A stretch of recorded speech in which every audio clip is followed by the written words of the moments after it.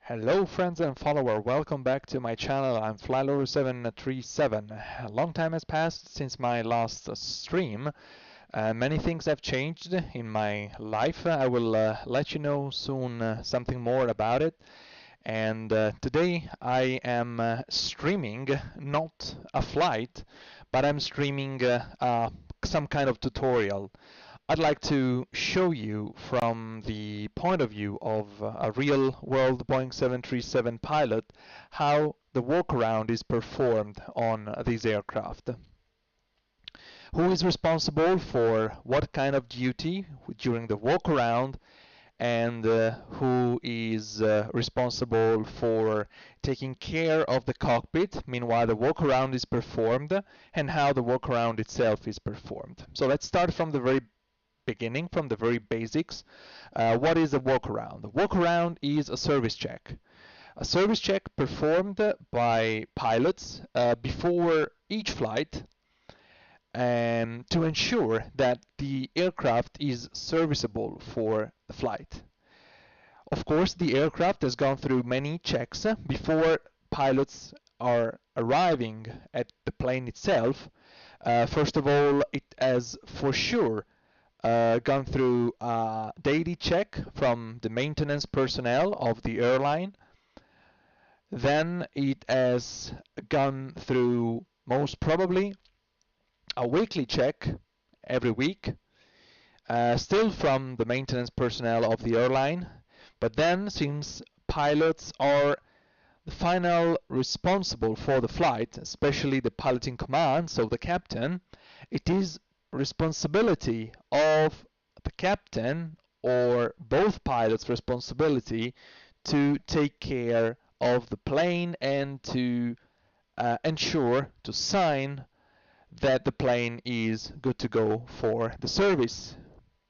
So what it is done usually is like to come to the plane most probably when the crew comes is already powered up. It's not in this cold and dark state, but it's like powered up at least with the ground power. And then both pilots sits in, they just drop the clothes, drop the overcoat, hang the overcoat here and the blazer here as well, make themselves comfortable, put the bags here and here. This is the place for the first officer bag, captain's bag goes here, and then usually the captain, but it depends on company's SOP, and of course this video is not intended to be any kind of training for real-world pilots, and is intended for leisure and entertainment purpose only. So usually the captain takes out the aircraft logbook. This here it says aircraft and cabin logbook. Usually the cabin logbook, if available, is held in the cabin because it's responsibility of the cabin chief or the purser, call however you want, to take care of the cabin logbook. But the aircraft logbook stays in the cockpit. It can be here in like iron shelf. It can be here on the wall of the pedestal, here locked with some kind of aircraft has gone through. So what kind of maintenance operation has done, who and when has done the daily check, what kind of defects the aircraft has, for example some kind of minor defects that are affecting in a minor way the flight. If there is anything unserviceable in the aircraft, we are talking about everything in the cockpit, but we are also talking about the cabin.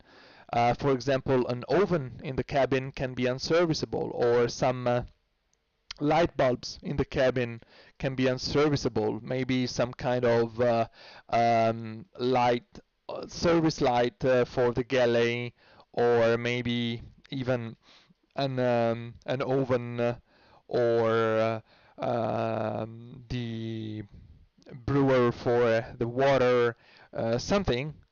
or the cockpit, the toilet, whatever. So look at the defects. And then one of the two goes for the walk around. Who goes for the walk around? The pilot monitoring goes. So pilot flying stays in the cockpit and prepare everything for the flight. Pilot monitoring on the 737, 99% of the cases, according to Boeing procedures, goes for the walk around. So what it does is actually going out. I will try to do the same, more or less, in this way. Is going out and fighting against maybe passengers that are boarding, and he jumps into the jet bridge. In this case, the jet bridge has usually another stair on the side. They are open with an ID badge. If the pilot don't have the badge, helps or asks the help of the handling agent, or I'm going a little bit faster right now. Yeah, now it's better. Yeah, ask for the help of the handling agent or ramp agent or whoever is downstairs here to assist. And then here we come. So this is where the pilot goes, or the pilot monitoring goes, to start the walk around. And the walk around starts right here. So right underneath the entrance door. Usually there is the jet bridge here, or there is the stair. So the walk around starts right here. First things to check are the probes. So we have a TAT probe here, the air temperature probe. We have an alpha vane here. We have a pitot tube here. So they three all needs to be checked. Then we need to go down here, check that the E&E compartment is closed and sealed, so there is no open hatch. And then the pilot goes inside of the nose gear wheel well here, and he checks that the landing gear appears nicely and the tires are not worn, the light for the taxi light, the bulb is correctly placed and not broken, and then the steering system and the mechanism and the two cables here and here are correctly positioned. And yeah, here is not modeled, but up here there are two stoppers, rubber stoppers, that are stopping the nose wheel from spinning when the gear is retracted. So they both need to be in place, otherwise there is no other way to stop the nose wheel tires from spinning when the gear is retracted. So they also need to be in place. Then it comes out. He or she comes out, depends on who's the pilot monitoring on this flight. By the way, here we are in Geneva. This is Geneva apron. So out again, and same thing on the other side. On this side also there is the inlet for the GPU. The GPU is here now, and it's connected to the aircraft by the cable. So the GPU inlet is here, and here as well we have the interphone mic pilot call switch. So from here the ground personnel can call the cockpit with some kind of doorbell. And as well, here there is the attachment point for the headset for the ramp agent when they perform the pushback. So on the other side we have this time two pitot tubes, and these two are, one is a standby one and the other one is the first officer one, and then we have an alpha vane again to monitor the angle of attack of the aircraft. So they all needs to be checked, correctly in place, not broken or damaged. Then we follow the fuselage. Down here we check the handle of the door that must be closed and in line with the fuselage. We check the glass of the emergency exit light. This is one of the emergency exit light that illuminates the path from this door. Then we continue down here. I don't think it's simulated. Maybe it is, maybe it's not.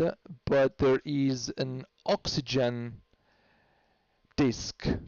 I cannot really say where it is, but it should be somewhere around here. It's an oxygen viewing place where you have green disk to show that the oxygen is correctly stowed in the aircraft and there is no leakage in the system. Otherwise, if the cartridge turns from green to red, then there is something wrong with the oxygen system of the aircraft and it needs to undergo a maintenance action for further investigation. Then we go here to check the static ports. We have two couples of static ports, one up here and one down here. So this is a right side first officer and captain static port, and we have an alternate static port. All the holes must be completely free and there must be no damages in the area of bare steel, where not even the painting is allowed. As you can see, these areas are not painted, but it's just bare metal. And this is because also painting can affect the readout of the static port. So it's very important to have smooth, clean, and not obstructed surface all in this area. And of course, the holes needs to be open. Then there is something in the middle, so it's the first. This here we have a kind of problem of point of view, but yeah, we would have these loader in the middle, so we have to walk around it, have a look at the forward cargo door that everything is okay. Then we go here. We go here and we have a look at the engine, the right engine first. We come at this point, we look at the intake of the engine. There must be no damage into the intake of the fan itself. The probe here must be correctly placed. There must be no ice. There can be ice on the spinner, but no ice at all on the fan blades. If the fan blades have ice, they need to be de-iced. So you must call a special cart for de-icing your fan blade. It's very tricky sometimes because the ice can be behind the fan blade. So you look at the front, you don't see anything, and then you need actually to touch the fan blade with your hand to check if on the other side, at the back side of the fan blade, there is actually ice. And then you need to act accordingly. Then you check the cowling of the engine, the carter, the deflection vane. Here you go below. You check underneath if there is any kind of spillage or leak, oil, whatever. And then you go here and you check the inlet, the ram air inlet. This one must be free, and this is where the air comes through to be injected into the air cycle machine and the pack. So this must be completely free. This is what is called ram air door. This is the ram air door, where in the cockpit you have the indication ram air door full open or something like that. This is it. This is the ram air door. Then what else to check? You can check the retractable landing light here, that is correctly in place and not broken. You check the main landing light and the turn-off light here. So you have the main landing light here. These are the halogen version. There is also the LED version.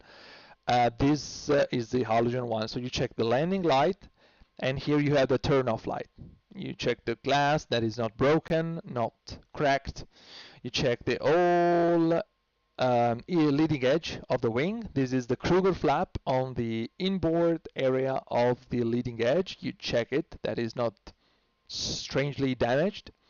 So you go around the engine and you check the other side, the outer part of the cowling, and then you check the leading edge of the wing, all the leading edge, from side to side, checking for any hit or some stone or whatever can have damaged the leading edge. You check the black spot here. The black spot is for ice checking. So you have a bare metal leading edge surface and it's pretty white. When you are in cloud and you have ice, it's reasonable that you don't see white ice on a bare metal surface like the leading edge. So you have a little area painted in black. So if you have ice, it will be contrast. It will be quite easy to detect in this black area. So then you go ahead, you check the lights. Of course, the lights needs to be on. Yes, of course. So you check the nav light, and you have two of them. Depending on if they are LED lights or if they are still the halogen version. You check on this area here, you check the fuel tank vent, which is this one, and you check also the pressure relief valve of the fuel tank. Then you go ahead, you check the winglet, you check the other two position white lights here at the back, you check the aileron, you check the trim tab here, you check the flap, all the supports of the fairings of the flaps, you check the rear of the engine, that nothing is obstructing the fan, the rear part of the fan or the area of the turbine. Then you go ahead here and check the landing gear, main landing gear, you check the tires, you check the brake pins. So there are 4 pins, 1, 2 here, another one on the front left and another one on the front right that are showing the wear status of the brakes. So if the pin is popping out from its placement, it's good sign, so it means that the brakes are still good to go. Otherwise there is something wrong and you need to call maintenance for action. Then what the pilot does is to jump here. This is going to be a little bit strange maybe in the simulator, but he really jumps, he stands here where the main wheel should go, and he is going to have a look inside. What do we have inside here in the hydraulic bay? Few things. Most of them are not simulated here in Xplane on the LevelUP 7.3, but you have a good amount of things. So first, he's gonna check this bar here. This is a bar that goes from one side to the other, and this is the flap torsion bar. This bar must be perfectly shaped, not damaged, because it commands both flaps on both wings, so it's really important. Then he checks for any leakage at the bottom of the area for hydraulic fluid coming from the reservoir. So we have 3 of them. We have system A, system B, and the standby system reservoir. He checks the power transfer unit, which is placed exactly here in the middle on this area here. So he checks almost any kind of spillage or strange things. He checks the nitrogen system for the nitrogen generation inside of the center tank here that is in serviceable condition. And then he jumps out again. Most probably at this time there is the refueling truck with a grounding wire connects somewhere around here, so he must, or she must, be a little bit of pay attention to where feet are placed. Another emergency exit light here. This is the one that illuminates the evacuation from the backside of the flap. Now there is this rear loading belt, so going around it as well. And yeah, there is the catering truck right now. So let's go ahead and remove this catering truck because he has already done the loading. So we have a little bit more space to check things. Yes, thank you very much for your help. This is an area pretty interesting for the walk around because you have many things. You have another emergency exit light. You have the outflow valve here. I'm sorry, sometimes I miss some words. So this is the outflow valve. Now it's in fully closed position, but during walk around, usually when the aircraft is powered up, it is fully open. The door usually stays closed. This is really well done. This is really well done. This is the slide, the evacuation slide allocation with the steel bar for the arming of the slide itself. You have the red flag that the flight attendants are putting across the window to show that the evacuation slide is armed actually. So if this flag is across the window, no way to open the door because the slide is armed. And if you open the door with a slide armed, the slide will immediately inflate, and it's really dangerous. Is actually deadly if you stand right in front of the slide when it inflates. So let's close the door. I hope there should be a way to close the door. No way. Sorry, no way to close the door from here. I hope so, but no. Okay, anyway, yeah, I managed. Great. So again, here we check that the hinges, now this is very important as well. So the hinges are in line with the fuselage and the handle is completely in line with the fuselage inside of its placement. Then we go ahead and check the intake of the APU air. Must be, or should be, can be open or closed depending if we are using the APU or not at this time. And we check the full area of the elevator plus the static discharger. Of course, I forgot to tell that there are static dischargers as well here in the outer part of the wing. So after it, we go ahead and we turn around. We must check the tail skid indicator or protection here, that the cartridge down here, this is the place, this is the piece that is impacting the runway. If there is a tail strike, it's very important to say that this kind of device protects the aircraft from tail strike upon takeoff, but it doesn't protect from tail strike upon landing. So this just works for takeoff. So we need to check that the cartridge here is not damaged, because if it's damaged, it will surely mean that the aircraft has gone through a tail strike on some kind of takeoff in the past. So it's very important to check it. Check the draining vein or probe for the toilet, for the back toilets. And then we move a little bit backwards to check the exhaust of the APU here.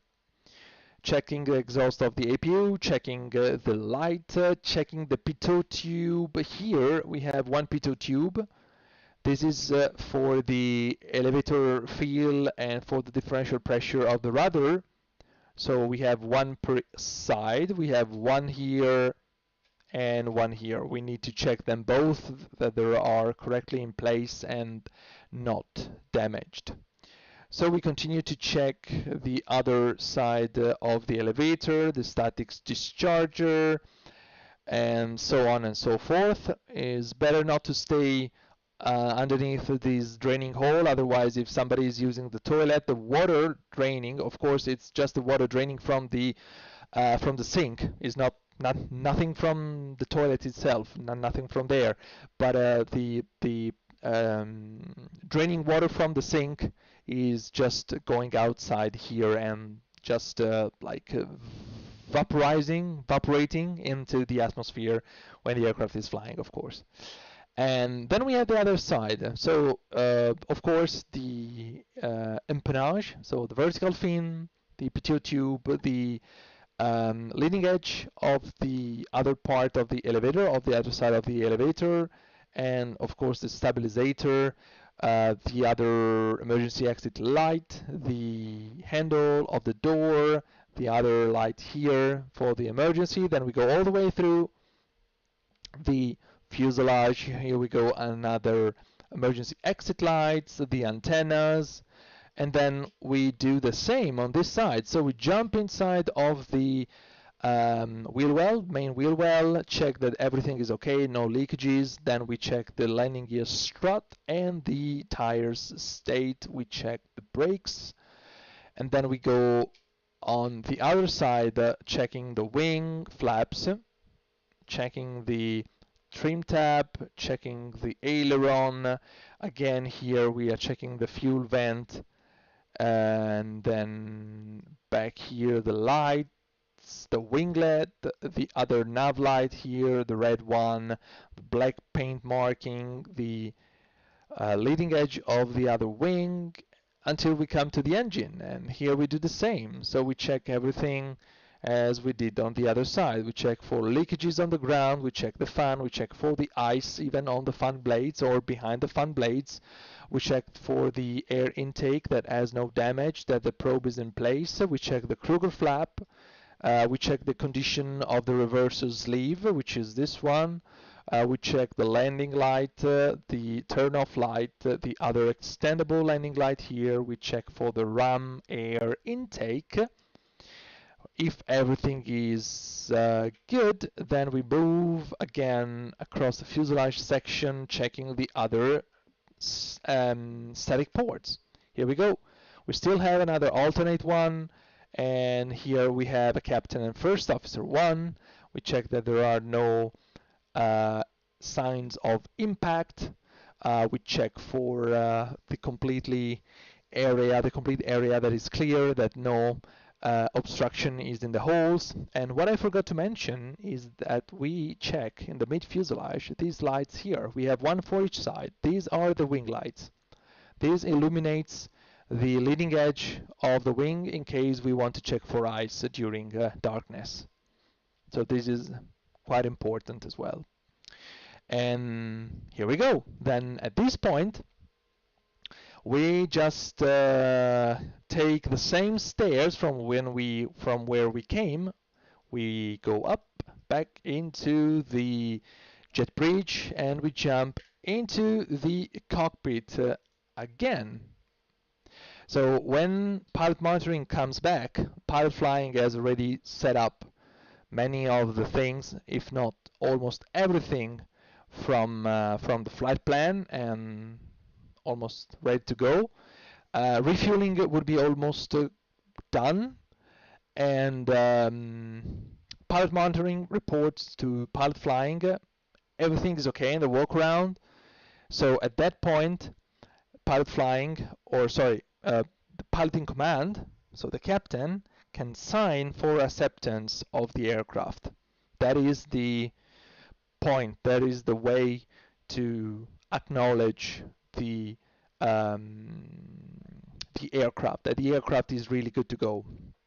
Then in most airport, when the refueling is done, passenger boarding is in progress, and so there is a long queue of passengers occupying all the aisle, and there is a mess, as in many boardings.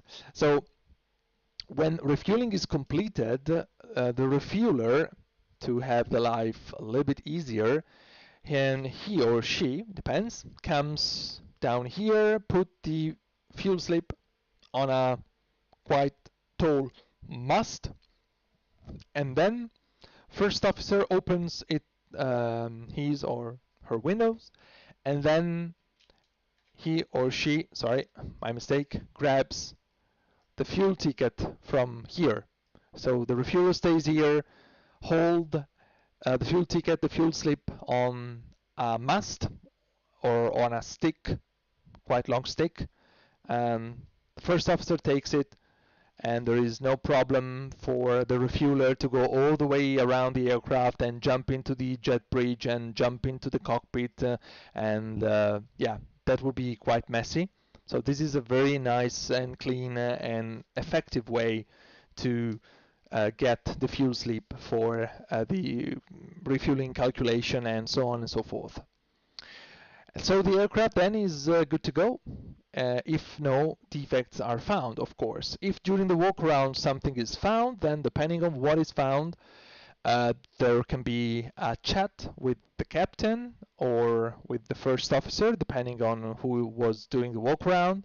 We can call maintenance, we can call operation to ask for some clarification, maybe about something they wrote on an MEL item, or something that is not immediately understandable for whatever reason, and we take it from there. Otherwise, if there is a major failure or a major like a major defect in the aircraft, then the aircraft is not accepted, and the crew will ask for an aircraft change. If there is a spare aircraft at the airport, then the flight is transferred from one aircraft to another.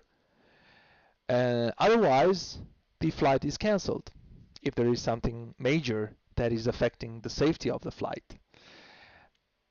Of course, there can be many reasons because a flight can be cancelled due to technicals. It can be some major component failure. It can be for impact on the outside of the aircraft. Just comes to my mind, for example, the case of a bird strike somewhere, a severe bird strike somewhere. Sorry, I think I need to restart my audio engine.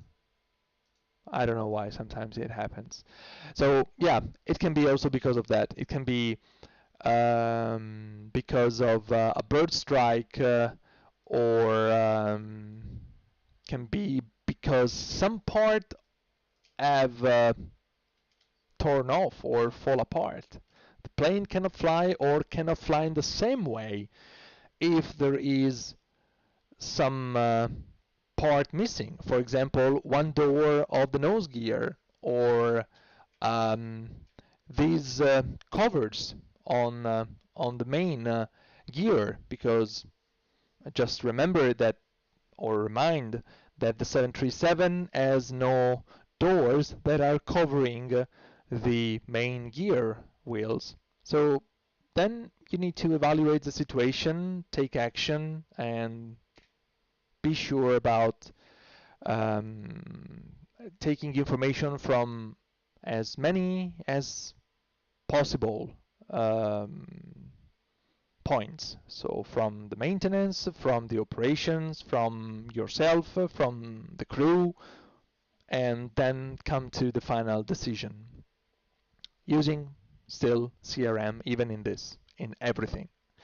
So I hope this video clarified a little bit about what pilots are doing during the walk around and what kind of checks are done on the 737-800 on almost the entire 737 line, from the 300 up to the 900 and up to the max. The checks are the same. So there can be little differences from one operator to the other, but 99% of the time this is it. I hope this was really helpful for you. I am FlyLower737. Thank you for watching. Don't forget to subscribe to my channel, hit the like button, and see you all in my next video. Take care. See ya.